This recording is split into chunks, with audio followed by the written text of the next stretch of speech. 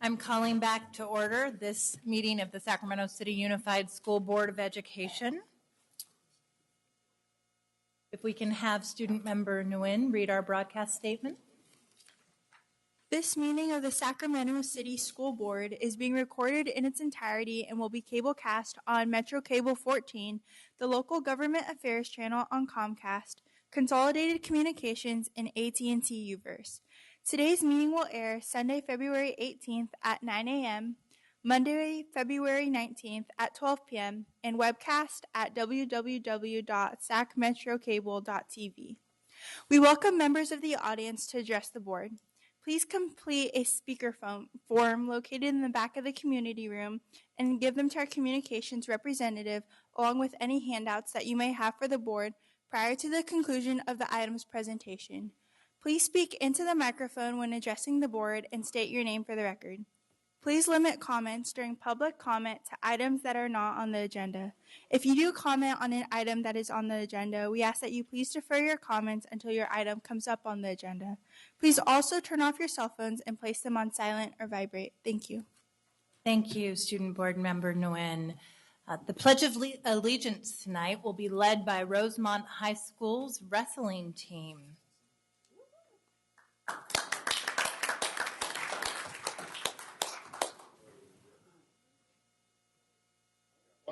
You got it.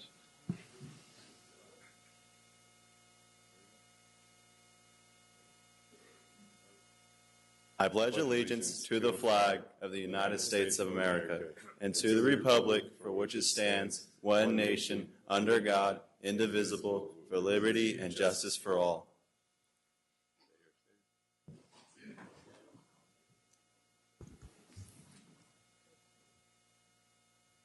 Board Member Christina Pritchett will be presenting your certificate tonight.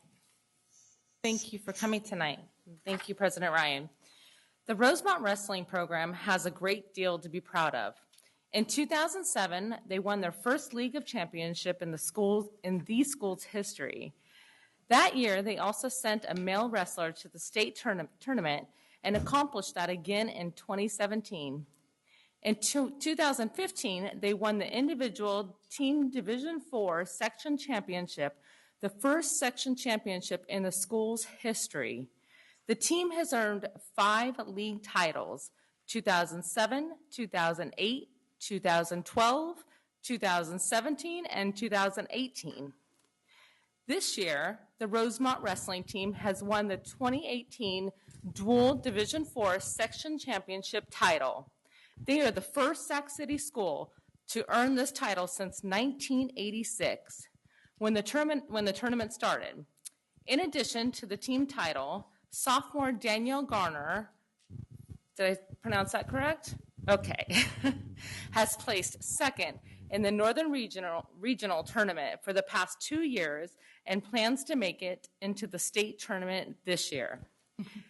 Thanks much to head coach Rick Wanlin, who had been the wrestling coach at Sac City, with Sac City since 1998 and started Rosemont's program in 2004. And a little side note, he's also a great football coach. He was my son's football coach.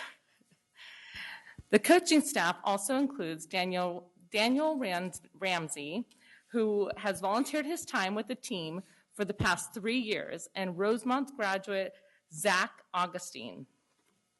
These individuals are to be commended for building and sustaining a culture of respect and integrity and commitment in these student athletes. Congratulations to all of you for a job well done. Would you like to say a few words? Oh, coach? Team leader, you want to come say a few words? Sure. I don't know I was going to speak here, but thank you for the recognition. We really appreciate it. These kids work really hard, pretty much year-round. When we won the tournament this year, it was just one of those special days where we went into the tournament as the number 4 seed and ended up knocking off the 1 seed and the 2 seed in the championship. And it was just a magical day that the kids rised up to the occasion, and it was just phenomenal. As a coach, you look forward to those days, and I'm just so proud of the kids and and the staff. And also I'd like to thank the administration who's here supporting us, and they always support us at our school. So thank you very much. Thank you. Go Wolverines.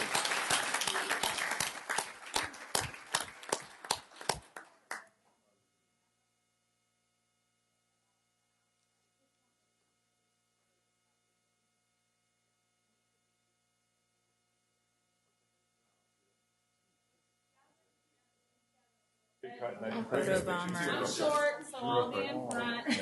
Always in front. They're tall. Yeah, I think they're going to block you.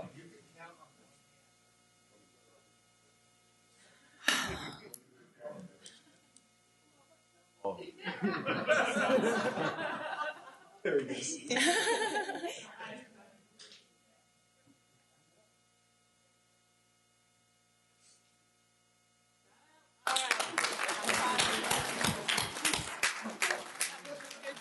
Thank you again. Congratulations. We appreciate your hard work and dedication. Item 5.0, announcement of action taken in closed session. One announcement, Madam President, by a unanimous vote of the board, approval was given to a settlement regarding OEH case number 2017-101-080 regarding a special education matter. That concludes my announcement, Madam President. Thank you. Item 6.0, agenda adoption. We have a Second. motion. We have a second. All those in favor? Aye. And our student board members' preferential vote. Thank you.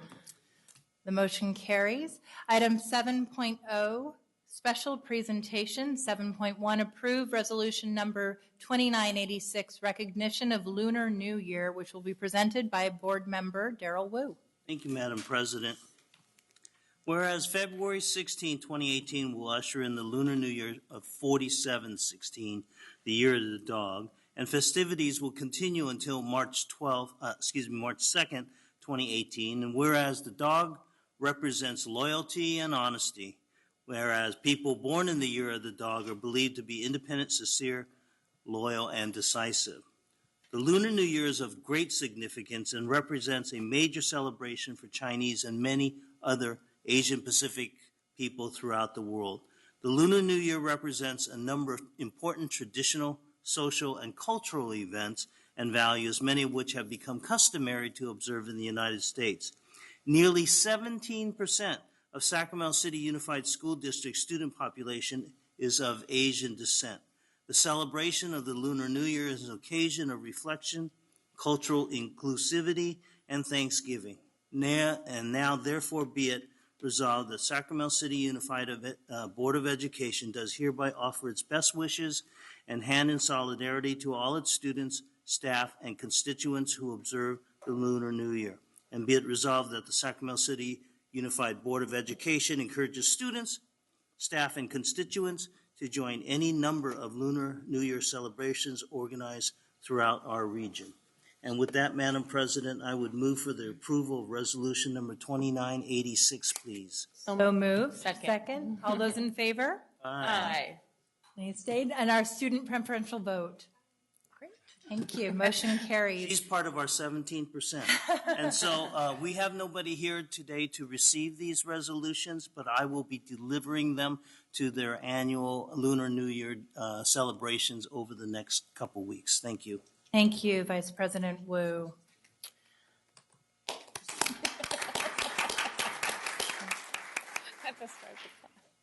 Item 8.0, public comment. Before public comment this evening, Superintendent Aguilar and myself, on behalf of the board, will be reading statements in light of recent tragic events. Superintendent Aguilar? I want to thank everyone who's here today on the expectation that we are going to hear public comments on the incident that occurred this week at McClatchy High School. And President Ryan will speak on the tragic incident from yesterday as well as on this item. As I mentioned in my video statement over the weekend and made very clear, no student should ever be made to feel that their race has anything to do with their ability to succeed, especially given that it's 2018. With that said, I want to share what steps the district is taking around this issue. First, I want to remind everyone that there is an investigation taking place right now, and that investigation needs to run its course. I appreciate the community's patience, as difficult as it may be, to allow us to conduct a thorough investigation and let due process run its course so that we can absolutely be certain of the facts before we take action. I want to once again reiterate how important it is for me to complete a thorough review of our specialty programs throughout the district, and I've said that it's going to be on 3 different levels. The first one is whether or not we've done everything that we can to ensure that the pool of applicants to each of our specialty programs reflects the diversity of this district. Number 2, whether or not we've done everything that we can to ensure that the selection process is both fair and objective. And whether or not we've done everything necessary to ensure that we've created a climate where all students feel welcome in our specialty programs. We're actively aggregating and disaggregating data around each of these areas, and I am very excited about being able to share what this thorough assessment reveals. We're also working to ensure that our youth at McClatchy and elsewhere have the opportunity to express their feelings on this issue and propose steps to us that we should consider to further support their academic and social emotional well-being. This work is being led by our Youth Development Department as well as other community-based organizations such as Californians for Justice and others. Finally, I think that the same opportunity needs to be afforded to our community. Mayor Steinberg and I have been in touch with one another, and yet again, he's expressed his commitment to build a strong school-city partnership, and I'm very grateful that he shares the view that issues such as these go well beyond the walls of our school and our district. Next Wednesday, February 21st, we will be holding a forum at McClatchy High. We don't have all of the details yet, but we will be sure to share that with everyone, in which we want to give our youth and our community an opportunity to express themselves on these important issues. And I'm certain that if we work together constructively and we embrace open dialogue and communication around these issues, we will come out of this stronger as a district. So thank you again, President Ryan. Thank you, Superintendent Aguilar. I want to begin by thanking the many individuals, community members, and families in Sacramento City Unified School District that have reached out to myself and board members expressing your concern, outrage, and desire to be part of the solution moving forward. Many of you asked me how I was doing as I was entering. In fact, Alex Visaya told me the world continues to turn. But I have said that this has been a difficult week. I am emotionally and physically drained. Like many of my colleagues, I wept with the passing of another tragic school shooting and pictured kissing my own sweet children goodbye for the last time. It's almost too much to bear, and it underscores a shocking reality that mass shootings are becoming more prevalent. As parents, educators, and elected leaders, our number one responsibility is to keep our children safe. I might add, in a space free from hate and intolerance. Unfortunately, this past week has also been marred by more than just this senseless act of violence. It has been touched by racism that has caused an entire community to question just how it occurred. Our board and our superintendent are fully committed to breaking the cycles of inequity. We have said consistently, access, equity, and social justice are more than just words. But do not doubt that this is bigger than the act of a student, a teacher, a family, an administrator, or a district. This is emblematic of divisive rhetoric at a national level that is fueling the flames of hate, and the reality that at a local level, a Black and brown community that has felt marginalized for far too long. How we lean into this teachable moment is everything. We need our community to demand that we work to overhaul the system, as Superintendent Aguilar talked about, so that it meets the needs of all students, students like my own children who are Black and Latino and who face challenges day in, day out, and not just serve the lucky few. Together, we must have the courage to act while committing to healing. Our board understands that we don't have the luxury of time and that our children are depending upon our urgent action now. So I want to thank everyone once again for your willingness to be part of the solution moving forward and for the desire that you have expressed to demand that we can and will do more. And so with that, I'm going to turn it over to public comment. We have 11 public comments. If you could line up in order, please. David Fisher, Tony Brooks, Omar Butler and Thomas Munoz, D.T. Martin, Renee Webster Hawkins, William Solomon, Judy Moneymaker, Juan Verdin, Adam Pacheco, Zach Neff, Janicia Rowland, and Daryl Roberts. Good evening. I'm David Fisher, president of the Sacramento City Teachers Association. The brief time that I have tonight, I just want to talk about 3 issues, 2 of them national in scope, 1 more local, but with national implications. First, following up on the last board meeting, yesterday I had the opportunity to represent the 325,000 members of CTA, of California Teachers Association, as we stood together with Attorney General Xavier Becerra and Mayor Steinberg to applaud the passage of AB 1227, the Human Trafficking Prevention and Education Act, introduced by Assembly Member Rob Bonta.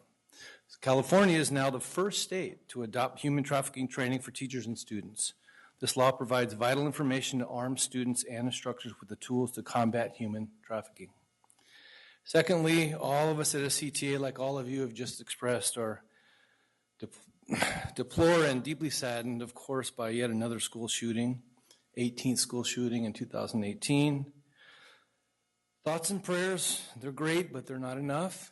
I know we probably all had similar thoughts, dropping our kids off at school today or watching my son walk across the street, thoughts that we won't normally have to have, but appreciate you sharing that. But we're proud that our district is leading the way in fighting for Dreamers, for example, by becoming one of the first in the nation to become a safe haven school district. Let's carry Safe Haven to its next logical step and include safety from the threat of gun violence. We urge our district to take all the appropriate steps, including standing up as a public advocate to turn the tide of our gun culture and to ensure that our schools are truly safe and safe environments of learning. Finally, and closer to home, we are also obviously concerned about the issues that have engulfed McClatchy in the media in the last recent days. Although I'm somewhat heartened by an editorial I just read by a senior at McClatchy, it just came out today, very well thought out, and I think that you should take time to read it. That being said, we've been raising climate issues at McClatchy since at least February of 2016. And as you know, many of these issues will be part of an expedited arbitration the district has agreed to participate in. With the Superintendent Aguilar now at the helm and the confidence we have in his willingness to get to the root of the issues, we look forward for a comprehensive intervention at McClatchy. Thank you. Thank you. Go ahead. Good evening. My name is Tony Brooks, and my daughter goes to McClatchy, and she implored me to actually come and read an essay or a response to what had happened last week. So I'll start with that. My daughter informed me today, February 7, 2018, that she discovered a sophomore student at her school wrote an essay that supplemented a science project. The hypothesis of the essay is this: if the average IQ of Blacks, Southeast Asians, Hispanics are lower than the average IQs of non-Hispanics, whites, and Northeast Asians, then the racial disproportionality of HISP is justified. HISP is an acronym for Humanity International Studies Program. Typically, only a select few are selected or chosen for this program. I refuse to provide excerpts from that essay because it deserves the least amount of visibility as possible, and to do so would help promote vile and hateful and ignorant thinking. There are people at all levels that are culpable, the parent and the student, teachers overseeing the science project essay, in the vetting, the administrative staff. In trying to make sense of this incident, I had to ask myself, what would make a school faculty member knowingly want to perpetuate a nefarious and damaging lie about any race of people? After doing research, I really believe that this incident is just the tip of the iceberg. Could it be that the school and the school district at large are trying to justify something that is unjust and pernicious? Again, what was the vetting process of the faculty in selecting and approving this racist dogma as truth? This essay was made public at a science fair on full display for public consumption. I fault the school staff for allowing this to be a reflection and representation of McClatchy High School. Could it be that the public school systems are so repetitiously circumventing affirmative action by allowing schools to implement advanced skilled curriculums only allow certain groups of people to take advantage of that private school education without the cost associated? If you can please wrap up your comments. Okay. As I'm reading and typing, I'm having a few epiphanies and questions. Is the concept of tracking another manifestation of segregating students of color from whites and Asians? What criteria is the school using to accept students into these more advanced programs? Thank you. Thank you. I'm going to remind our next items of public comment, if you can please keep your comments to 2 minutes. I've been letting people run a bit over, but we need to stay at 2 minutes to allow for all 13 public comments. But we'll keep that in mind. My name is Omar Butler. I am the Regional Executive Director for College Track. College Track is a college access and completion program that works with students from 8th grade until college completion. And our program, particularly in light of what's on the agenda tonight, we were started with the premise that opportunity is not evenly distributed, but ability is. And so we are celebrating our 20th anniversary this year, and there's a lot to celebrate that we want to share with you guys and hope that we can continue to support your efforts around equity, social justice, and equality. So, good evening. My name is Thomas Munoz, and I have the privilege of leading the work here in Sacramento for the past 4 years. As I previously mentioned, we launched in 2014, and over the last 4 years, we've grown our program to serve over 200 students here in the local community. I'm proud to say that over 90% of them will be the first in their family to go and earn a 4-year college degree. Really exciting for us here in Sacramento is that we're really poised to enter our second phase of growth. And what I mean by that is, given our comprehensive 10-year model, we'll begin for the first year to have students that will be in college, as well as our ability to be able to serve additional students in the greater community. I feel we're well positioned to be able to do this well, given that we have a tenured staff, a track record of strong results here in Sacramento and nationally, and a national organization to leverage best practices from. I think in my last several months in my participation in the graduation task force, I've also experienced an increased commitment to student outcomes, to using data in the best ways possible, and intentional partnership from the district. And it is my hope that going forward, there is an opportunity for us to be able to work more closely with the work that is being done here. I'd like to bring one of our students into the room. So Omar will hold that for us. This is one of our seniors. His name is Ronald. And I think Ronald is a testament to the power of a program like ours. Ronald entered our program 4 years ago as an 8th grader. He was a C student who really was unsure of what his future would hold.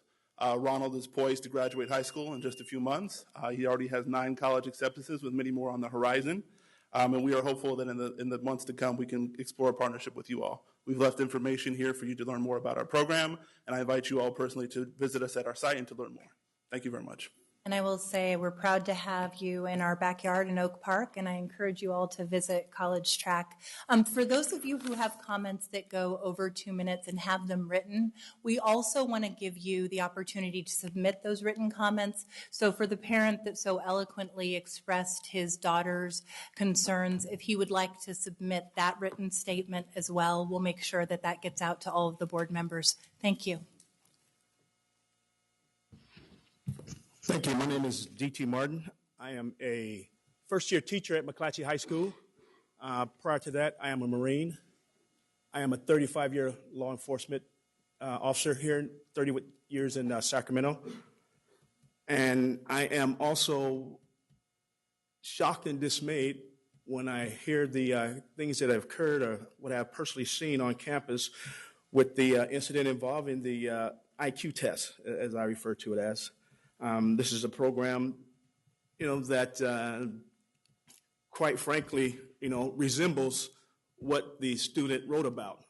So I can't say I am surprised at the outcome of what the student put.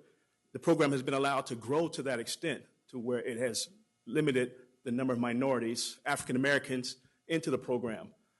At this point in time, when you check with the community at large, in the African American community, that's a program that does not say welcome. There's not a teacher in that program that indicates or looks like what I look like or me. There's not anything there that says, welcome to anyone except, that demographics that they allow in there. The other thing, too, is the teachers or one of the faculty, that teaches the program also refers to the principal, in a derogatory term when they refer to him as a colored people, refer to another principal, and this principal is a slave and master. And this is the climate that these students go into in this program. So I'm not surprised that this is what comes out of it. And until we change that and do something different, and rebrand what the HIS program is supposed to be using taxpayers' dollars, then we need to, make that change. And again, when you go into school site council or shared decision making, I hear all these things about, what's wrong with McClatchy and how McClatchy needs to change, and these things need to be done. But for years, nobody has said anything about, this program and the fact that it doesn't serve, us. Thank you very much.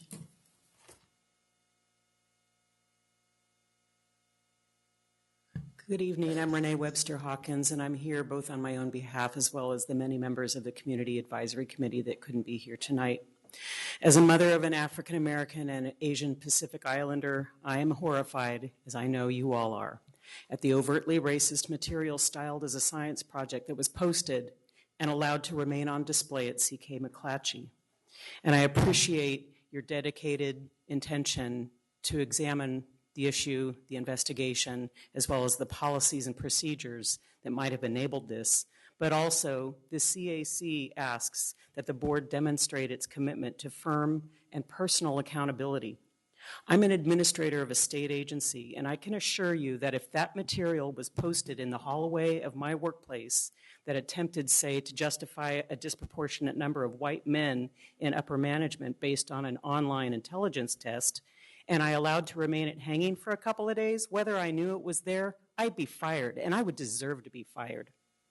Because it discriminates based on race, and more importantly, it creates a hostile environment and is harmful to the psychological well-being of every person in that workplace. And it should be no different in a public school. The last I checked, the schools are covered by the Jesse Undra Civil Rights Act. In fact, the standard should be heightened. Parents send their children to school expecting them to be safeguarded from harm. And you committed to that when you passed the Safe Haven School District resolution in December 2016. You said students cannot learn in an environment of fear.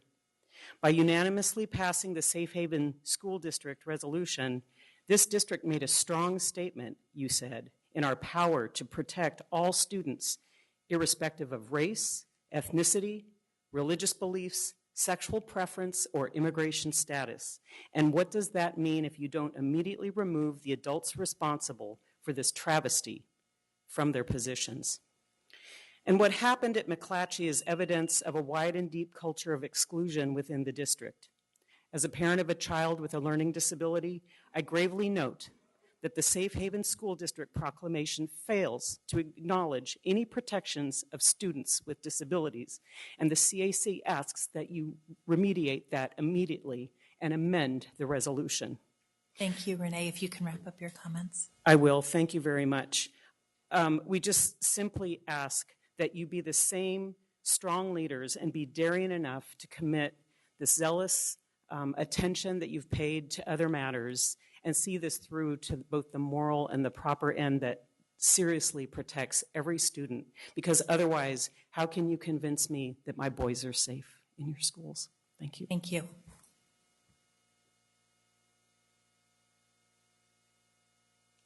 Good afternoon. My name is Juan Carlos Verdeen. On behalf here of, I'm coming on behalf of Brown Issues and also the Parent Center at CKM McClatchy.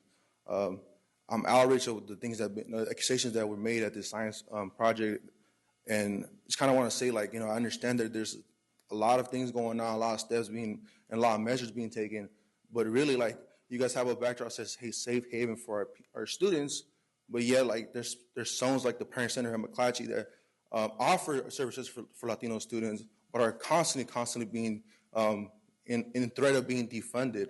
So how can we actually assure our students that we do create a safe haven for our individuals, such as Latino students in McClatchy?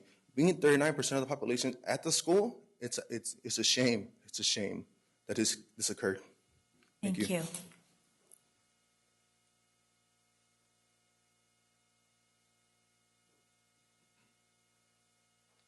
It's an honor to address the board. My name is William Solomon. I only have 3 questions for the board, but before I ask those questions, I want to give you some background. On January 23rd of this year, a Caucasian student during my son's PE class approached him and blurted out, "Nigger, do 50 push-ups," in my son's direction. My son was the only African-American student in the area. My son was not a friend to this child and barely knew him. My son responded by saying, "I know you're not talking to me." My son is a 7th grader at Southern Middle School. I notified the principal, and she spoke to both my son and the other student the following day. No disciplinary action was taken against the student. On the following day, there were 2 other incidents in which my son heard and was impacted by Caucasian students on campus using the racial slur nigger during class. So this was the following day after the first event. My son and I both verbally notified the principal immediately. Today, I asked the principal for a follow-up on the subsequent harassment incidents, as I have yet to receive any follow-up.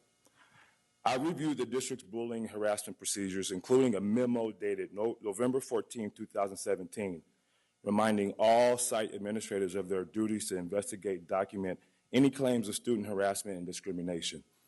Highlights of that memo state, investigations must be documented regardless of whether it's an informal complaint or a formal one.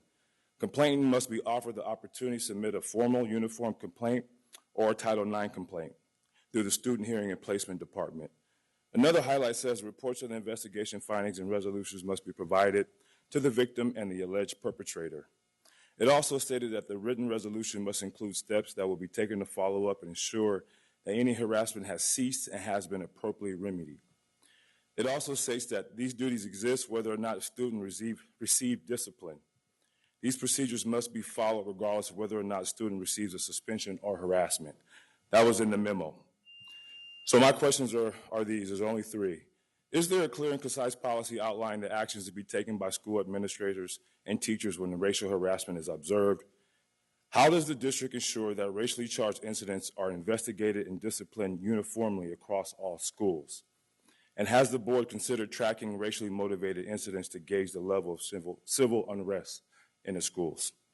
Thank you. Thank you, sir. Can I get the name of the school that you're referencing in these incidents? John Sutter. Okay, thank you.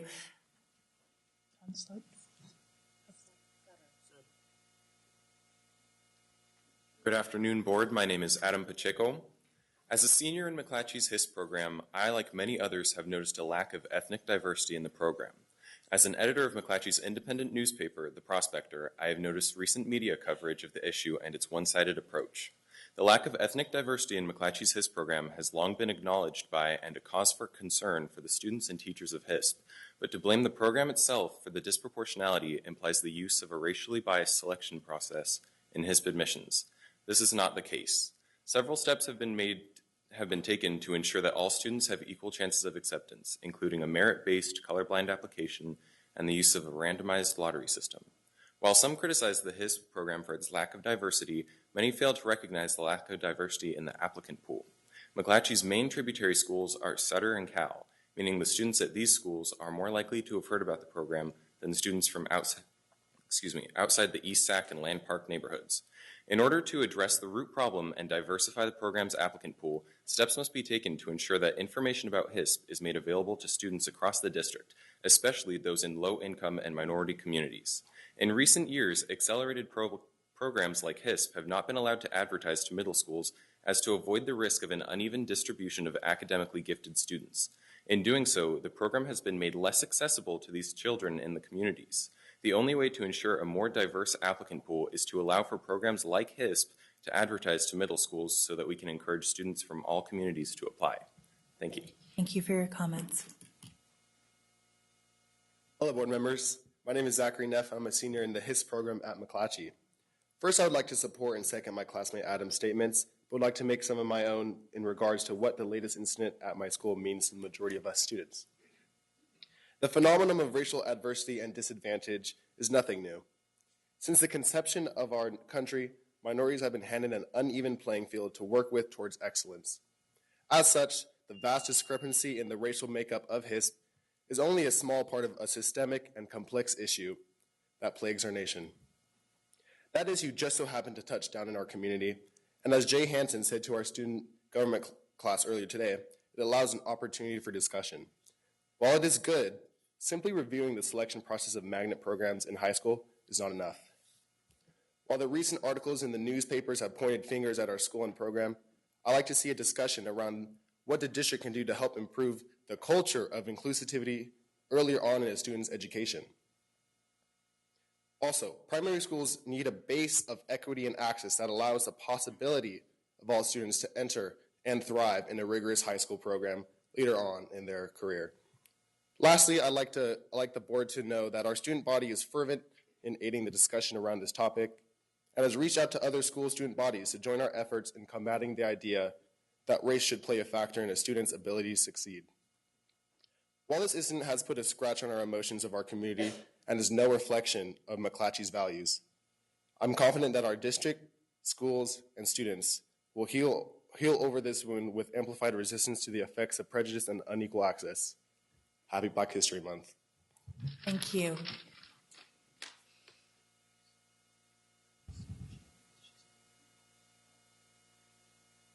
Good evening. My name is Janicia Rowland. I'm here on behalf of my daughter. My child attends currently at Capital City School.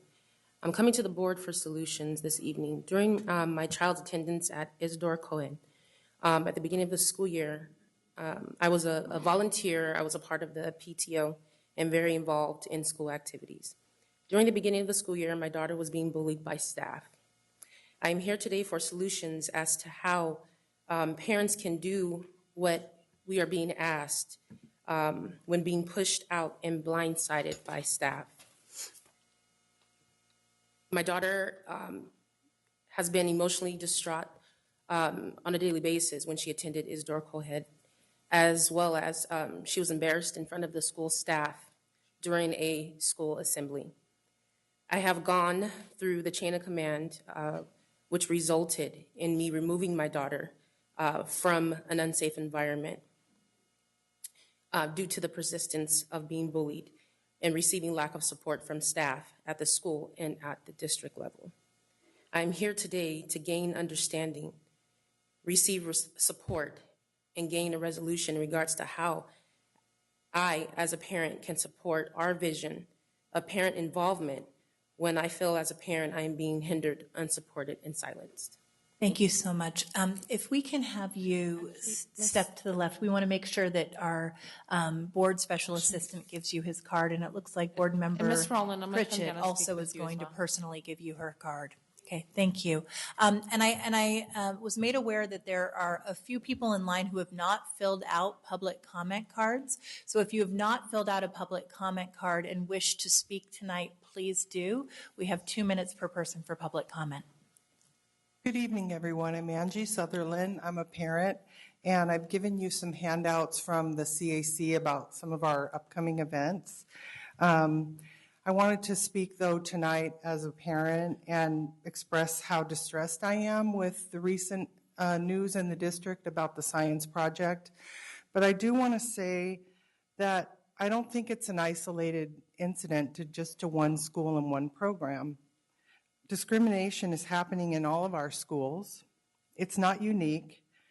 I hope that you are, as leaders, looking into all the programs, all the schools, and all the different settings. Students are discriminating against other students, not just about race, although that is major, however, also about disability, and it feels like not enough is being done to intervene. I can really identify with the parent who spoke, both parents, about we have these district policies to stop bullying and harassment, and they're not being followed.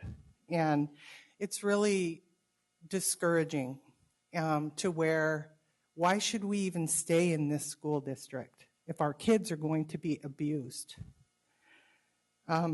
Students are ganging up on each other and calling each other derogatory names and excluding them. And when this happens, they need to intervene. Somebody needs to be watching, and somebody needs to do something about this. And also, if students who are doing this type of thing are not being given interventions and then they're being expelled or suspended, that isn't helping anything. It's just creating a pipeline to prison and creating mental health issues. We saw what happened in Florida with the student who was expelled and came back. We don't need that. So what I'm hearing and seeing in this district over the last several years, I'm even more fearful for our children's future if we don't do something. Thank you. Thank you, Angie.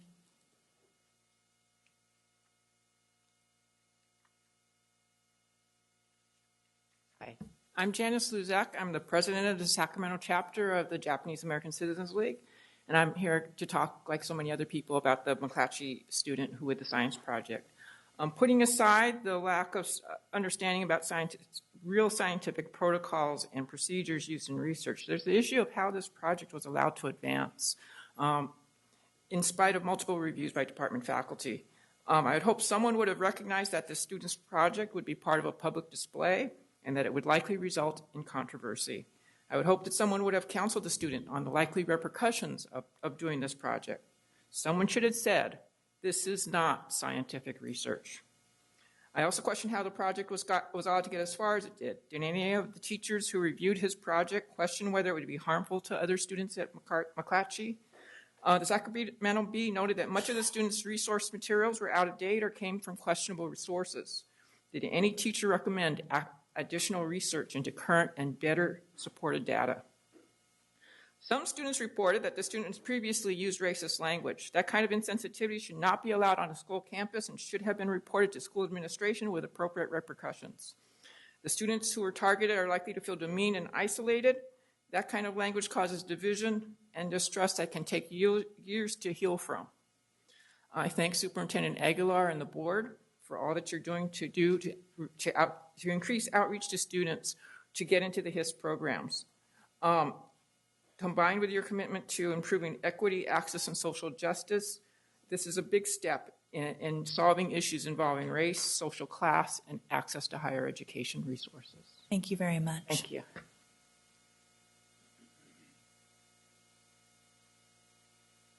I'm Judy Moneymaker, and we represent Eastland School. We've submitted an intent for letter of petition intent and petitioner assurances and disclosures tonight. It is intended that the petition and appendices will be submitted on the morning of March 1st, 2018. Thank you. Roberts. Madam President, Superintendent Aguilar, members of the boards, Darrell Roberts, for this purpose, a citizen of Sacramento, but as you know me as a provider for services in the Roberts Family Development Center. I think part of what you all should ask yourself is why there are not more African American parents and community leaders in the audience angry about what occurred in McClatchy. Unfortunately, my response for many of them is it's going to continue. They don't expect anything to change, Superintendent. So I'm looking forward to your solutions. I'm going to read something that came to us. We have several questions this evening. Besides the questions that student, parents, and community members are asking about how a science project that is racist to the core could make it through the review process and onto the project display floor, the questions that we must ask are about how this climate of racial intolerance can exist in one of the most diverse school districts in the nation. How could it be that a district that has an African-American population of almost 17%, which is about equal to the Asian and white student populations, could have such low percentage of students in the HIS program? How could it be that in this diverse district that African-American students are dropping out of high school at a rate of 13% compared to their Asian peers whose rate is 4.5%? How is that the percentage of African-American students graduating have met the AG requirements is only 40% compared to their Asian peers again, whose rate is 62%? The question is, do we believe in all students, all kids, or just some? If the answer is all, what are we going to do about it, Superintendent, members of the board? We propose an outside independent audit of African-American student achievement and access to quality programming, and we stand prepared to work with you. Although I stand here tonight, alone, I'm not alone in this. There are others who have called you. There's others who have sent messages to you. There are others who will formally approach you. It's time that we begin really looking at what's the status of African American students in our district, and we should ask the question why. Thank you, Mr. Roberts. It appears we have one last submission.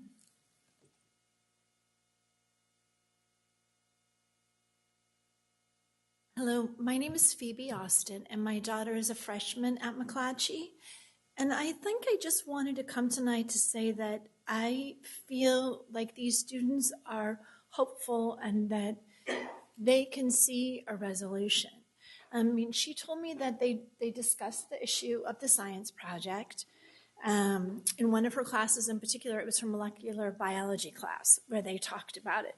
And her teacher really reinforced that it wasn't a very scientifically addressed project. And she said that students do know who the boy is who did this. They don't know if he's been coming to school or not, but they know who he is. It's an easy topic for her to discuss, and I don't know if it's because she looks like me. She's, a white girl, but I just have this feeling that she and her peers are very open to doing the right thing and recognize how students should be treated and how they should treat each other. There's an openness, I think, to this age group. My daughter went to McClatchy, my middle daughter, and we walked into the school, and there were these two girls holding hands. I'm like, baby, look, those two girls are holding hands. That's so great. They can be who they are. And she's like, oh my God, Mom, that's disgusting. That's too much PDA, is what she said. Just totally open to being who you are and accepting each other. So I recognize that this is a huge issue, and I think that there are times when we have to put a lot of faith in our students in finding the solutions after recognizing the problems, and we have to listen to their approach. So Thank my you. point. Thank you. Thank you very much. I want to thank all of the community members and parents who came out to express their concerns, pain, and desire to see some real work moving forward. We're going to move to item 9.1, Board Workshop Strategic Plan and Other Initiatives, Graduation and A through G Update. Dr. Taylor and Mr. Harris.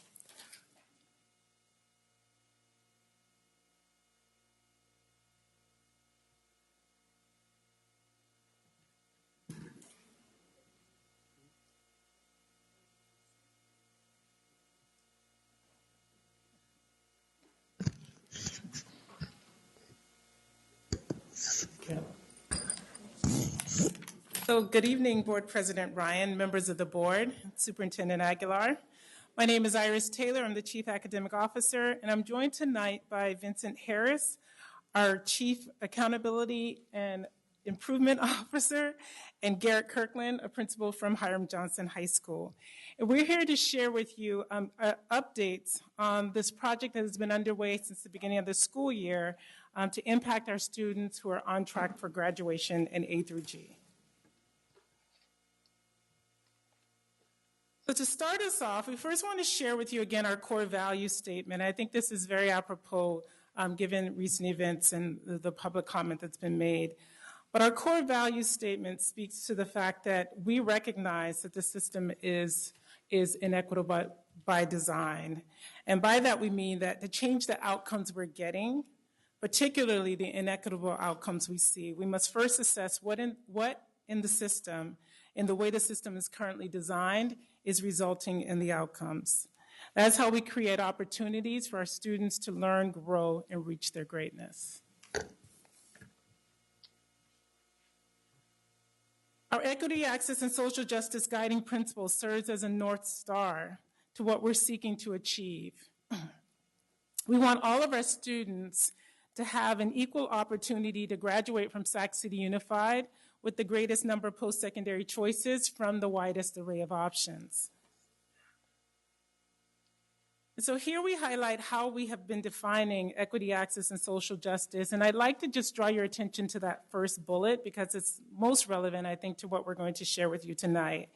And that's the idea that we must really use data and display data in real time so that it draws and triggers a moral call to action. And that those actions are not dependent on our parents, our students' ability to navigate the system, but that it's embedded in the way that we do business.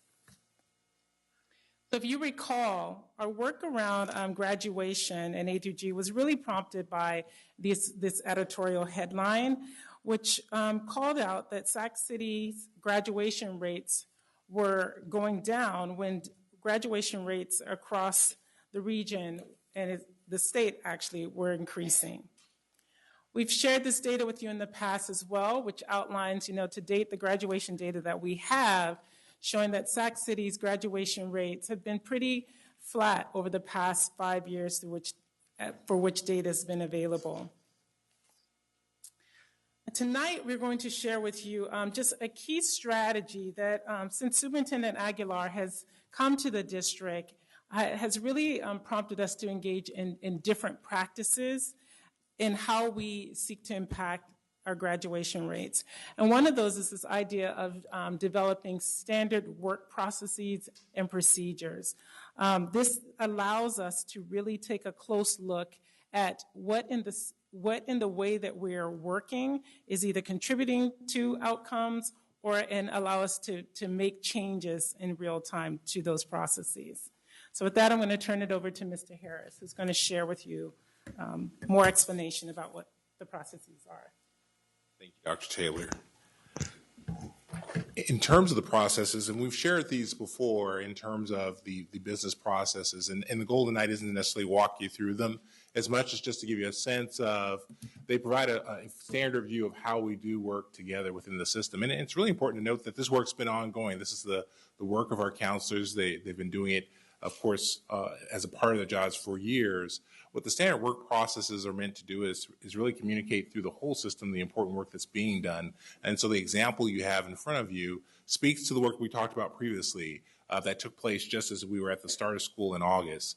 This is the counselor schedule review process. And so you just get a sense of, as Dr. Taylor shared, one of the theories of action as it relates to improvement science, there really is this notion of once you make things clear, even though it is a complex process, it restores a sense of reliability that whatever school you're at, whatever setting you're in, the same process can be done with fidelity again and again.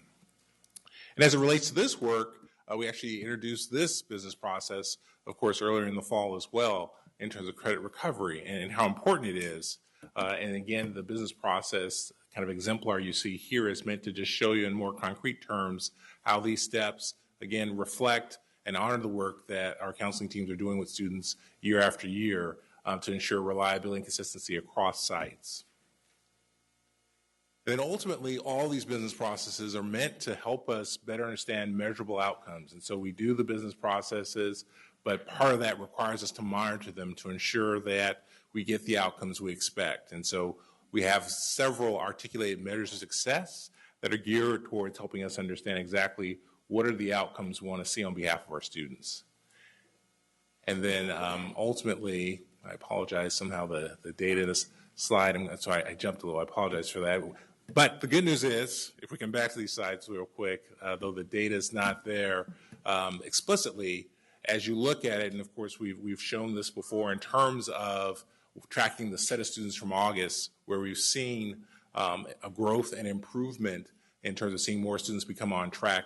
As we've tracked these students through the course of the school year and just at the end of the first semester, we've seen the same trend and pattern continue. Of course, we'll include the actual data points in board communication to you, but we've seen the same positive trend that the numbers of students who are on track have increased. And so I'll just read explicitly here because it is an important factoid to share with our public as well.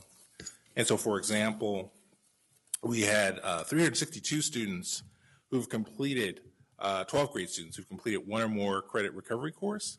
And through their efforts, we've seen an increase of that population going from 5% on track to 18% on track, or 19 students to 66 students. And so that's where you see the real positive outcomes of business processes. And then also, as we think overall, students on track, particularly with A through G status, going from or increasing the number of the pool of students who are on track. Back in August, that number was at about 32%, or 905 students. And now, as of the end of the first semester, we now see that number at 44%, or about 1,200 students. And so again, the real positive outcome is working, our counselors working with students to get more of our students on track, and of course get more students to fulfill the promise that we know they have, that we've been speaking about tonight.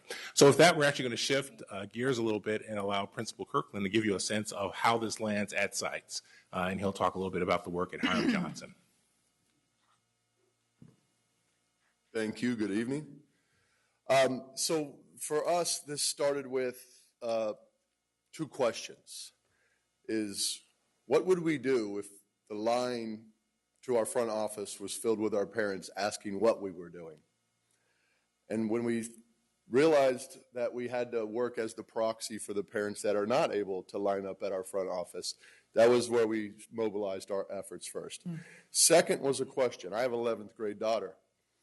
And we asked our counselors who are heading up this work, if you walk to the counseling station and you said, my kid's in 11th grade and I want to find out about going to college, and they said, you can line up here and I'll tell you some anecdotes and some timelines and I'll give you a brochure. Or you can line up over here and we'll give you all the same anecdotes, timelines, and brochures. But then we'll put you in a systematic approach where we monitor, follow up, check, call you, and make sure we prescribe a path forward. What line would you get in? And we have yet to find anyone who wants to go to just a simple anecdote line. Everyone says they want the line where they prescribe the path forward to get into college successfully. So once we owned that we had to adopt a more proactive, prescriptive method. This has been about identifying what our real work is and our successes. So every week the counselors and I meet with another assistant principal. And we look at what are the numbers of students either for A to G credit recovery or getting them registered for the FAFSA, completing the FAFSA, and we monitor students by students.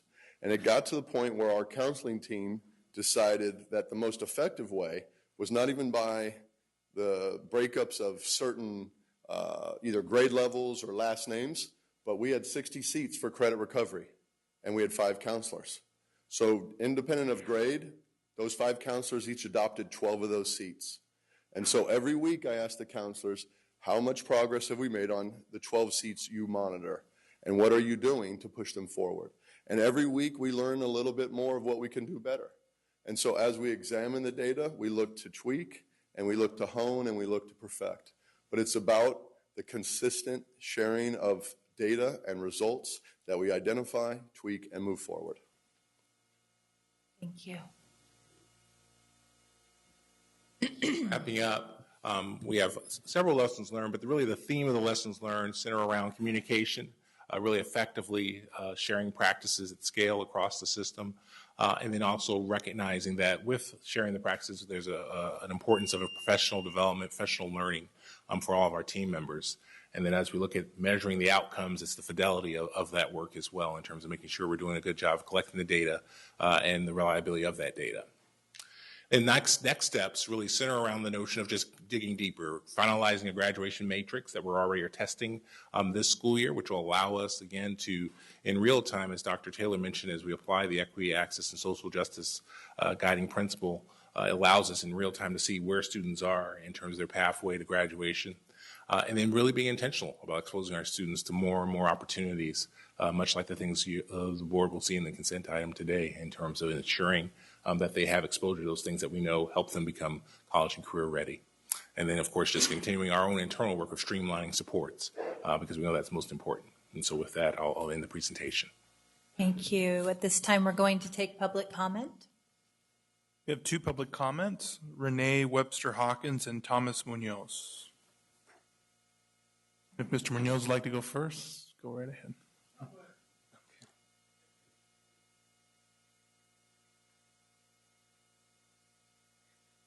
Hello, Renee Webster Hawkins, and here on behalf of the Community Advisory Committee.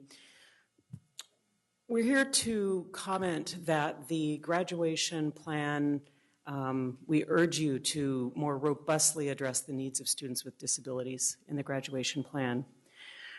It is not mentioned, they're not mentioned at all in the 92-slide presentation that was offered to kick off this initiative. The National Center for Learning Disabilities states that 85% of students with disabilities have average or above average cognitive abilities, and therefore we should be seeing graduation numbers of students with disabilities in that range. And yet, as the dashboard shows, here in this district, last year only 57.7% of students with disabilities graduated, and that was down significantly from the year prior, 6%. This presentation cites an April 2017 article to help identify some of the issues here in the district, but we also note that in November 2017, when the dashboard was updated, both the dashboard, CDE, the California Centers for Educational Excellence, and EdSource collectively identified this district as among the 8th worst district in the states for its achievement of students based largely on the low graduation rate and the failure to address and support students with disabilities. And so we would urge you, as this effort moves on, I know that Angel Garcia from our committee is serving on the graduation initiative. More of us will join if you need our help. But the needs of special education students and students with disabilities who aren't special ed students be addressed. And we have a 4-prong approach, that the plan include evidence-based instruction for students with disabilities, that the plan include accommodations for students with disabilities that are proven to support these kids, that the plan includes self-advocacy and empowerment curriculum, which has been shown to pay itself over and over in dividends to help these kids empower themselves, and also a commitment at the high school level that every student with a disability is actively engaged by their advisors and the case managers overseeing their IEPs for transition planning. It's a missing piece here, and again, we commit to work with you so that we can incorporate those elements in the plan. But we believe that if this plan robustly addressed the needs of these students, your graduation rate will significantly uptick, and the students will benefit as well. So thank you. Thank you very much, Renee. Good evening once again. My comments will be brief. First of all, I just wanted to say that it's refreshing to see the district's commitment to examining the A through G completion rates and also a renewed focus on making sure that underrepresented students are making progress in in completing those requirements at a higher rate and positioning themselves for higher education. Earlier, I know we were kind of cut short by time, but I brought Ron into the room. I would like to just highlight that Ron's success is indicative of others in our program. 100% of our students come from groups that are historically underrepresented in higher education. I'm proud to say that 100% of our senior class has completed the A through G course requirements. 94% of them are also eligible for admission into a CSU or a UC in the system in the state of California.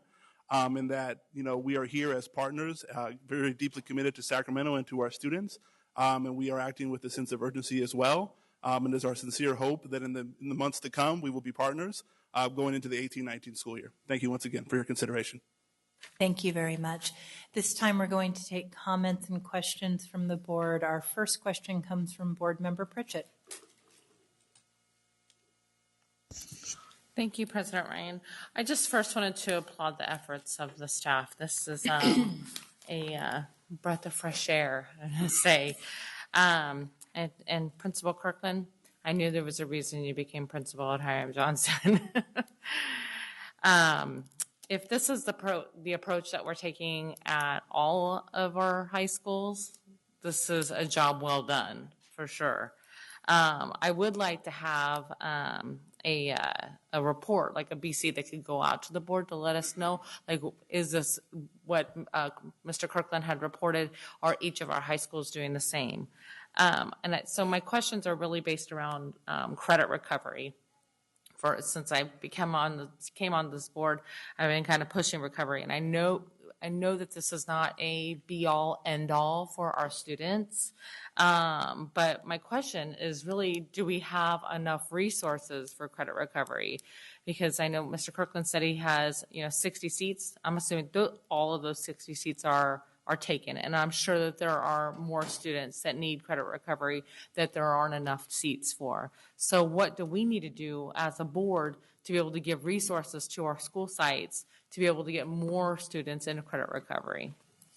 And then lastly, I would like to have a report back, you don't have to get us now, of just how many students at each of our high schools are in credit recovery, and how many licenses, I guess, or how many seats do we have available? Thank you, Board Member Pritchett. And my understanding is that this effort to identify off-track students included all of our high schools within Sac City Unified, correct? Okay. And we have a question and comment from Board Member Hanson. Thank you, President Ryan. My question is, I thought it was interesting when you mentioned, having the two lines, which parent and student would choose, because obviously that's a good, clear example. So my question is, what are we doing to communicate this work, or what's the game plan going forward to teach parents and students that this is, how we're conducting our business now at Sac City, because it is something new and exciting and something they should be, wanting to participate in and be able to track their students if the student and the parents want to be on the college track, if that's what they're choosing to do.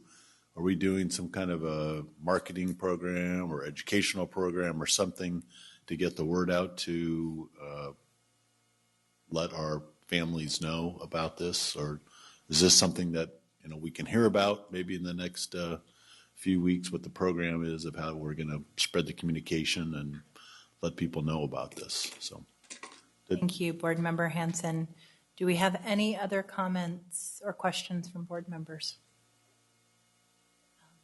Dr. Taylor, Mr. Harris, did you want to respond to any of these items at this time? Or are you just taking note of the questions for future response? We're taking note of the questions for future response. I want to echo my colleagues' comments in commending you for your efforts. I know that I have said before that in doing community outreach and community organizing over my career, it is very rarely that I come in contact with a parent who says, you know, I don't want my child to be on track. And more often than not, when we have our child enter a high school, we trust that they are going to be put on a path to reach their college dreams. And so this idea that we are ensuring that our students are on track and taking guesswork out of that equation is huge for me. And I look forward to us continuing to grow those numbers exponentially year to year.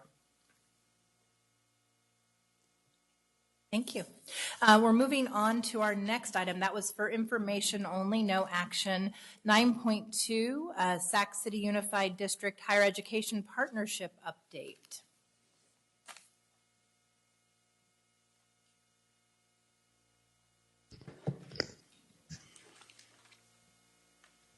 Good evening, Board President Ryan, members of the board, Superintendent Aguilar. So Mr. Harris and I are here again to just share with you an update, an exciting update on our higher education partnership. So behind this presentation is just this fundamental understanding that there is an issue with the pipeline from high school into higher education. And this picture really illustrates that issue in terms of the gaps that you see between the pipes. Those gaps representing the gap between high school into community college, as well as high school into four-year colleges, and then the gap between community colleges transitioning students into four-year colleges. Again, recognizing this as a fundamental issue within the system, that link between K-12 and higher education, Superintendent Aguilar made this just a central priority when he first came to the district. And that's a priority of forming a partnership, a data sharing agreement and partnership between the district and 4 key institutions of higher education. And this just is a signature page, just representing on December 12th, we entered into a formal agreement with these institutions to provide opportunities for data sharing. The 4 institutions that came into play are UC Davis, the University of California at Merced, Cal State University Sacramento, and the Los Rios Community College District. The partnership focuses on collecting and sharing data that will allow the district to identify challenges that prevent students from obtaining high school diplomas and transitioning successfully into colleges, and for, again, colleges to understand what are the challenges students face in transitioning and completing either a 2-year or 4-year degree.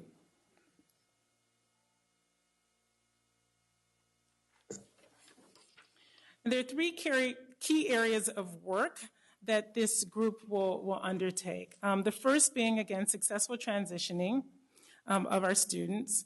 The second is aligning the institutions, so ensuring that that there are policies and practices that allow students to smoothly go back and forth between the institutions, so allow data to freely flow so that information is being given to the district from the colleges and from the district to the colleges to inform things like course placement, if remediation needs to occur, et cetera. And then again, aligning our policies as well. So we formed these 5 work groups, and within the work groups are representatives from each of the institutions. The work groups are focused on things like information technology, and that's just ensuring that, you know, hardware, software systems can talk to each other. Data governance, and that's making sure that the quality of the data is there, that folks have access to the data, and the data is being disseminated across the systems. Outreach and matriculation is, again, that students are receiving counseling, that they are receiving information about what it takes to transition into these institutions of higher ed. And then there's a curriculum committee that's going to look at course taking and course alignment to ensure that our students are indeed taking coursework that is preparing them to be successful in higher ed. And then finally, that research, a research component where we're engaged in action research projects to understand how students are transitioning through the system or systems. Okay. Thanks, Dr. Taylor. The next series of slides actually will be proof of concept slides for the board and public to see. This slide in front of you here gives a sense of all the steps that really go into now this notion of, you think of the traditional kind of college-going cycle as that point of application, the point at which you find out you're accepted and then showing up on the campus that you've selected. But there's all these other important steps, and this is what this slide is meant to show, where we potentially can see students potentially not make the transition, even as they apply and are admitted. There's other steps along the way, whether that's an orientation step, certainly making sure they validate their financial aid, the submission of records. And so what's powerful about the data sharing between all of our institutions is that these data points typically are not normally shared, of course, between institutions. But for us in this unique agreement, we'll have the opportunity to really think about what are those bottleneck data points that sometimes we don't consider as incredibly important, but particularly for students who might leave the area. If we can have the opportunity to support them in supporting their housing choice, that gives us a different ability then to ensure that they will show up on their chosen campus in the fall. And so that's really the power of this data sharing agreement. And so this just gives you a cycle of the various institutions that we're with: University of California, the Cal State system, and then community college. And again, these are the potential data points that we'll have access to that aren't normally historical data points that K-12 and higher education share. And then in our system, we have the way to make our students' data points visible. And so what you have here is an example, and again, we won't go through it in detail tonight, but it's another representative tool that is by student. And so for our students, as they apply to various universities in the segments, we have the ability to actually track specific milestones in that process. And so this data sharing agreement will give us more data points to include in our institution of higher learning dashboard for each individual student, so that as counselors are meeting with students, they have the ability to actually monitor how are they doing, not just in terms of where they applied or where they were accepted, but have you hit other important benchmarks in that journey to showing up on your campus? Have you taken placement exams? Have you had the opportunity to fill out completely your financial aid? And so that's really the power of having the data here to share. And then ultimately, you've seen this framework previously as we look at our priority elements within the district, but this also gives us the ability to now populate a new series of elements. And so again, as you look at these, the college-going culture really gets at the nature of how are students doing in terms of that successful transition from high school to college. College enrollment really looks at the key factors of this notion of students actually signing their statement to an intent to register, and then also looking at how they prepared in terms of remediation pool, making visibility to the summer melt rate. As I mentioned to you, there are certain steps that we know students may or may not do once they're accepted, and so looking very carefully at the summer melt rate to understand what does it mean that 100 students applied, 80 were accepted, but only in maybe another 40 signed their statement to intent, but only 20 showed up on the campus. It's understanding what happened to that 20 that signed the statement to intent to register but didn't make it to the actual campus in that fall. And so we'll have more data points that will help us support our students in that transition. And then finally, the strength of this agreement allows us then to enter the conversations with our institutions of higher education partners and understand, are our students persisting? Are they graduating on time? And so we'll be able to really talk about, in very concrete terms, Sacramento City Unified students who end up as students at these other partner universities and be able to talk concretely about their journey of persistence. And then, as Dr. Taylor mentioned, through the work groups, we'll be able to identify potential maybe curricular roadblocks in preparation for our students that we'll be able to collaborate on and in a very real way measure a new set of outcomes.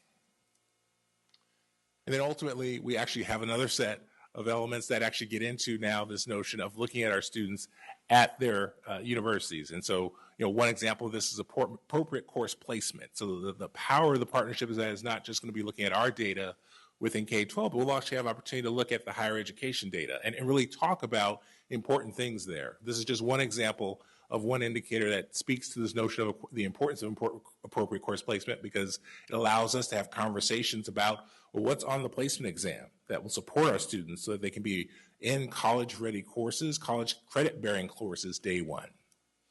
And then ultimately, as we think about next steps in our journey here, we have a launch meeting on February 22nd, so we're right in the throes of making meaning of the agreement, and then that will lead us into implementing the work groups, and then actually moving into a space where we'll actually be able now to agree on our first set of data sets. And so we'll actually, in some period during the spring, be able to come back to you and talk about our first wave of data, which will lead us into a conversation of the overall implementation plan, which we're really excited about because it's a great support to our students, actually a great support to us because it expands our professional learning network with our higher institution partners and creates a different type of conversation.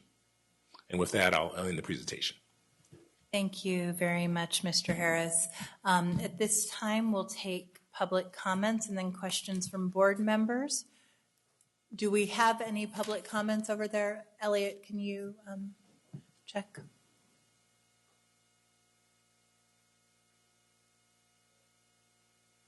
We do have one comment from Renee, Webster, Hawkins.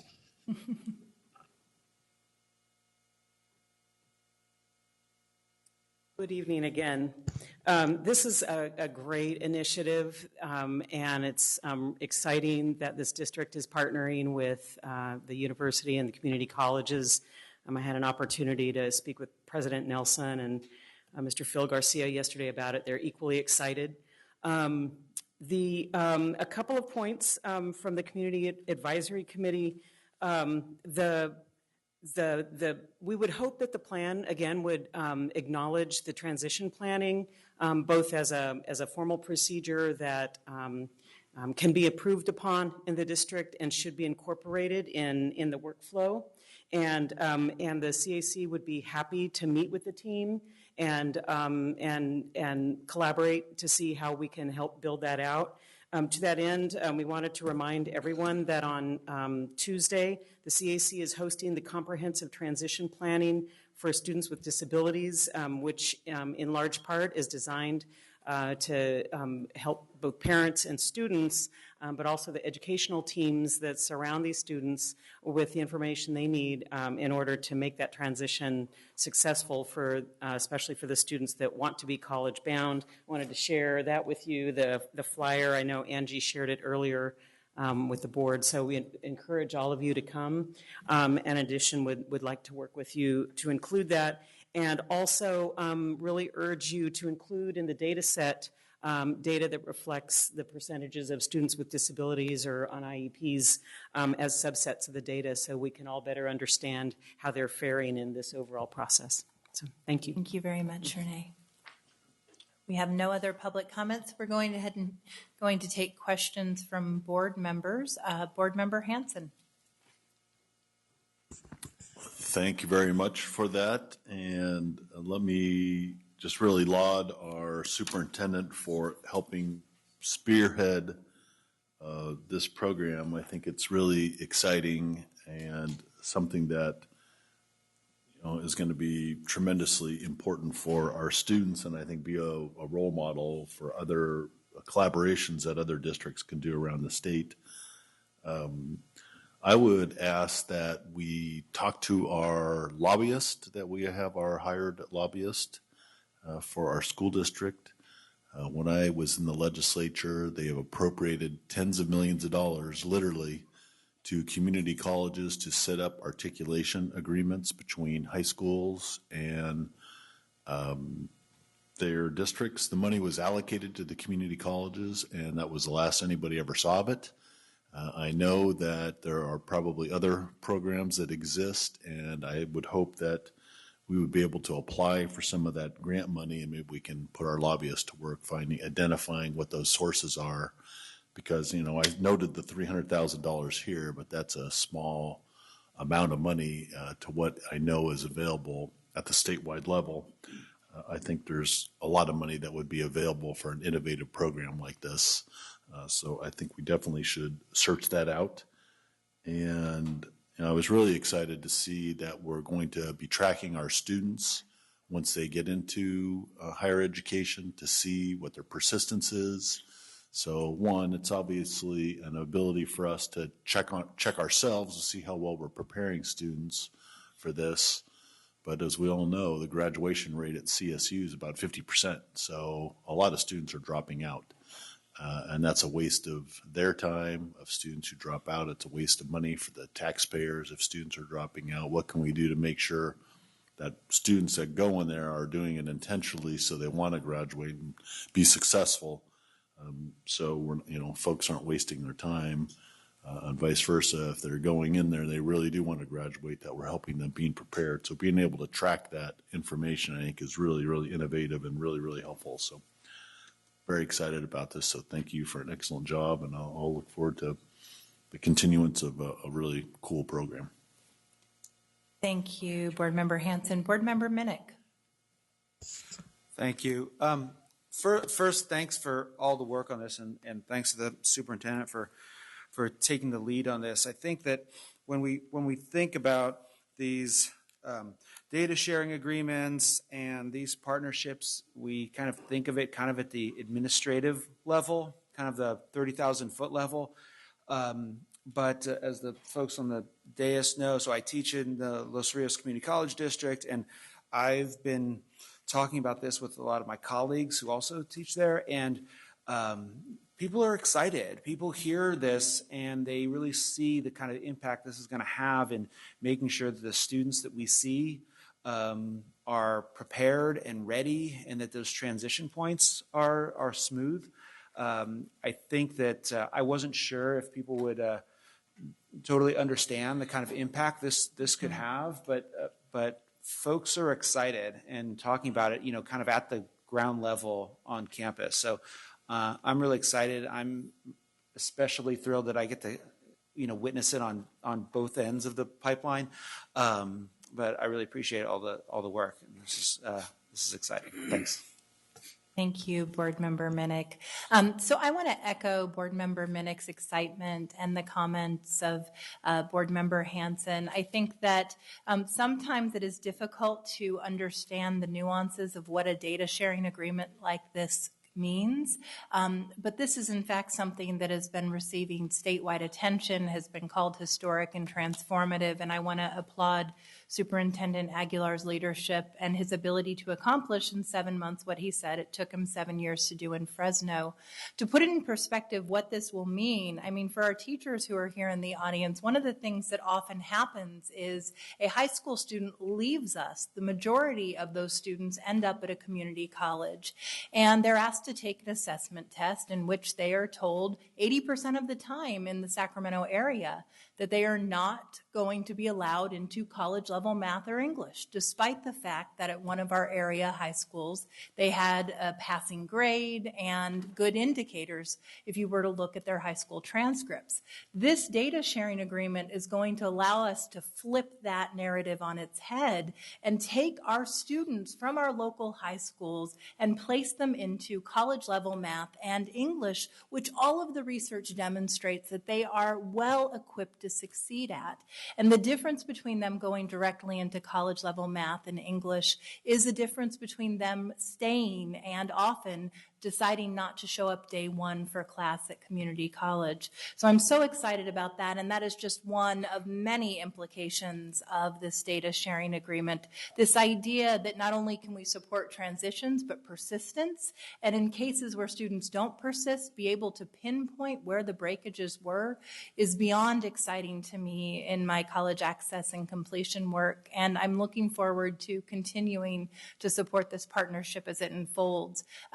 president of Sacramento City College, Michael Gutierrez, and I met for lunch today. He was unable to be here tonight, but expressed how thrilled he is to be moving this work with President Nelson and others. And we were contacted by LA Unified School District a few weeks ago, who passed a similar resolution using our MOU as their guide.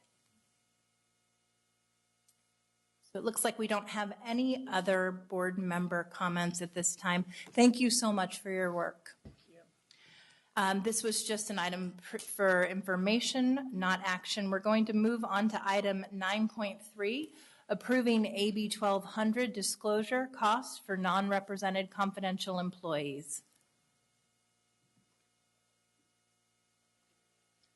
Good evening, Board President Ryan, Superintendent Aguilar, members of the board, Concy McCarn, the Chief Human Resource Officer, and with me, Gerardo Castillo, the Chief Business Officer. We're here to talk to you and ask for your approval of AB 1200 disclosure of costs for non-represented and confidential employees.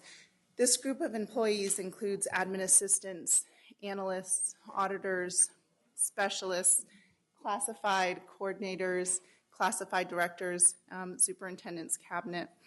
And as we are continuously looking for ways to improve and create a pathway of career advancement through the district, on behalf of the superintendent, we want to share with you this proposed compensation increase that we think in a number of ways leads by example. To begin with, the salary compensation being proposed is 2.5% retro to January 1, 2017, 2.5 retro to July 1, 2017, and 2.7 retro to July 1, 2018, for a 7.7% increase. In addition to that, this group currently receives 75% of health benefits covered. This proposal would increase that from 75% to 100%, and additionally cover up to 50% of family, to the Kaiser family rate. This total compensation would be less than, although slightly, still less than other proposals brought forward to the board, totaling about 10.9. So we see as part of our recruitment efforts important to offer total compensation packages that are appealing to moving forward, both in the district and recruiting from outside. In addition, the vacation liability, through all of our contracts, there is an attempt to address unfunded vacation liability. Currently, there is no cap for this group. The suggestion here is to cap the amount that's allowed to be carried over. So the cap of vacation would be 15 years, not really, 15 days for each fiscal year. So meaning that they would either need to use them or be paid out for them that following July based on June balances. In and of itself, to ensure that we are not in the same position a year from now, 2 years from now, 5 years from now, 10 years from now, is a commitment and an expectation by the superintendent to carefully monitor vacation usage by not only providing very clear, well-defined, well-articulated expectations and processes, but also to conduct regular audits to ensure that it's being used appropriately. Mr. Castillo is going to talk with you about post-benefit contributions from the group. Thank you, Concy. Good evening, President Ryan, members of the board, and Superintendent Aguilar. The proposal requires that for the first time ever, non-represented and confidential employees contribute towards retirement health benefits. Only those employees that were hired prior to November 15, 1996 qualify for lifetime benefits on this group. We have to make sure they're putting money aside every year to pay for these retirement benefits.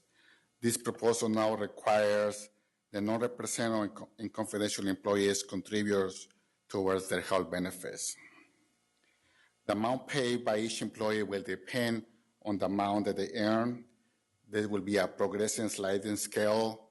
Those who earn more will pay more. Here is an example. What will this mean? On the first year, starting July 1, 2018, they will start from 300 to 700. By the third year, they will go from to 400 to 1,000. This will be the sliding scale. So in the third year, from 400 to 1,000. Superintendent Aguilar met with the staff with the staff last week, and some of them are here behind us. We recommend approval of this proposal, and we are available to answer any questions. Thank you. Thank you, Mr. Castillo. Do we have public comment? We have one public comment from Cecile Nunley.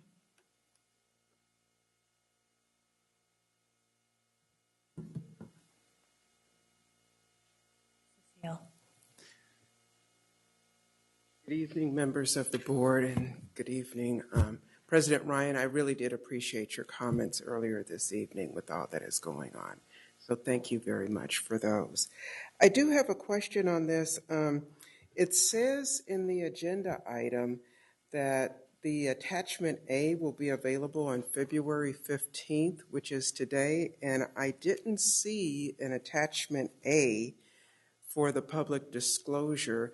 So I'm a little confused. Maybe I missed it, but is it in the back? Because I looked for it.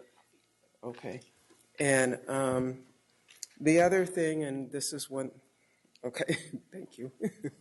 This is one that I've brought up earlier. I know that this is required per the Government Code Section 3547.5. It's in this format, which this is the format, and that's what I was wondering, because I thought this should be available 72 hours before the board meeting so that the public could review. And again, I'm just having concern. Cecile, thank you for bringing that to our attention. I'll have our board special assistant look into that. Thank you. Do we have any comments from board members, questions? Board Member Wu. Thank you, President Ryan. So I have just one request. I'm going to move the adoption of this item, but as we move forward and as we start to increase the retiree benefit contribution, I'd like to see a projection, estimated projection, of how that's going to hopefully diminish our unfunded liability over time, because I think that's why we're looking forward to having greater contributions in order to help whittle down that unfunded liability. So I'd like to see over time how much that unfunded liability might be diminished, because it may necessitate continuing to take having further discussions in the future. I just don't know, again, what I don't know. So I'd like to see that in the future. And with that, this is an action item, I'm going to move the item. Okay, before we take a vote, I do want to just thank the team for their work on this and recognize that this is a significant step in the right direction, that we are having a real and meaningful contribution towards our retirement benefits, which we know are a challenge for us in the district as we're looking to make investments in students, not just today, but for years to come. I also want to appreciate that this retirement benefit contribution is on a sliding fee scale so that our employees that make less contribute a bit less, and those that make more actually contribute more towards that total retiree benefit. I think that that is a huge statement of leadership, and I am grateful to see that we are moving in this important direction. With that, I will second. All those in favor? Aye. Any opposed? Hearing none, the motion carries. This was not an item that required a student preferential vote. We're moving on to item 10.0, adoption of the consent agenda. So moved. Sounds like we have multiple seconds. All those in favor? Aye. Okay, so student preferential vote. Vote yes on all open session items. Beautifully said. Item 11.0, business and financial information reports. Receive information, 11.1, business and financial information. Item 12.0, future board meeting dates and location. Our next board meeting will be on March 1st, 2018 at 4:30 p.m. with open session convening at 6 p.m. I want to, at this time, before we call for our student members' motion to adjourn, recognize that board member Mai Vang will be making a special statement and calling for a special ceremonial adjournment in memory of a recently passed teacher, Anthony Egan's. Thank you, President Ryan. Before we adjourn into closed session, I want to take this opportunity to say a few words about Mr. Anthony Egan's, who we lost on January 19th. At this moment, can I have our Rosa Parks family come up here, our teachers, Mr. Sullivan, to come up to the front?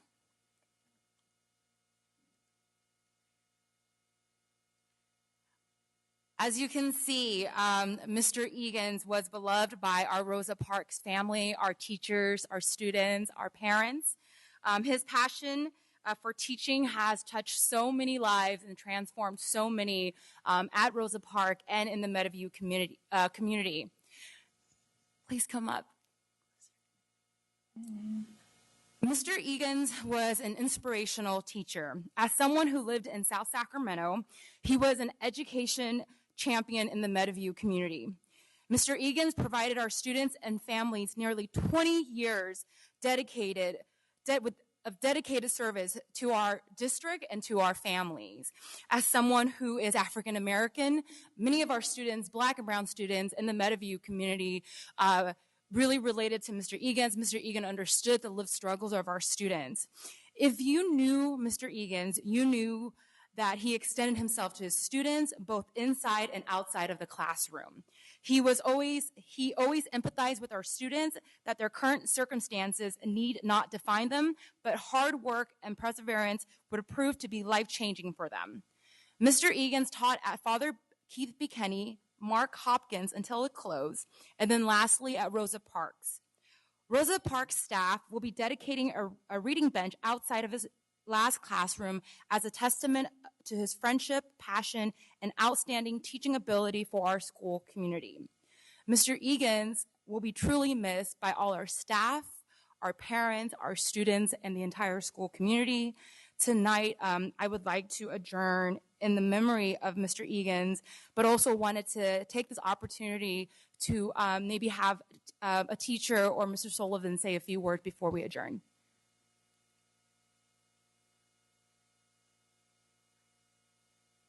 Good evening, Superintendent Aguilar and board members. Thank you. My name is Ruby Abram. I am a special education teacher at Rosa Parks K-8 school. And as we close this evening's session, it is with great honor my colleagues and I come here this evening to pay our last respects to Mr. Anthony Egan's. Thank you. We are so honored to be here. We want to talk about his many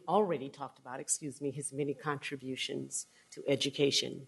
He was tireless in his efforts of educating his students and spent countless hours working with the community, reaching out to parents, and conferring with parents on a regular basis about the progress and achievement of his students.